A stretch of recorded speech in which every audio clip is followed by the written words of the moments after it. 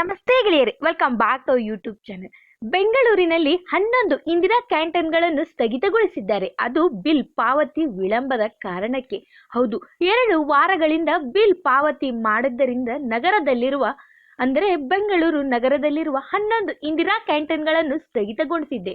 ನಮ್ಮೆಲ್ಲರಿಗೂ ತಿಳಿದಿರುವ ಹಾಗೆ ಇಂದಿರಾ ಕ್ಯಾಂಟೀನ್ಗಳಲ್ಲಿ ಉಪಹಾರ, ಊಟ ಮತ್ತು ರಾತ್ರಿ ಊಟವನ್ನು ರಿಯಾಯಿತಿ ದರದಲ್ಲಿ ಒದಗುತ್ತದೆ.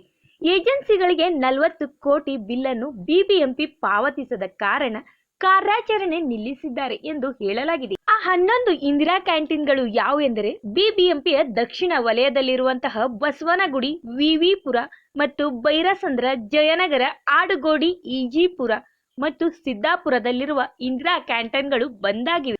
ಆದರೆ ಬಿಬಿಎಂಪಿ ಆರೋಗ್ಯ ವಿಭಾಗದ ವಿಶೇಷ ಆಯುಕ್ತರಾಗಿರುವಂತಹ ಸುಳ್ಕರ್ ವಿಕಾಸ್ ಅವರು ಮಾತನಾಡಿ, ನಗರದ ಇತರ ಭಾಗದಲ್ಲಿ ಇಂದಿರಾ ಕ್ಯಾಂಟೀನ್ ನಡೆಸುತ್ತಿರುವ ಎಲ್ಲಾ ಏಜೆನ್ಸಿಗಳ ಬಿಲ್ಗಳನ್ನು ನಾವು ಈಗಾಗಲೇ ಪಾವತಿಸಿದ್ದೇವೆ.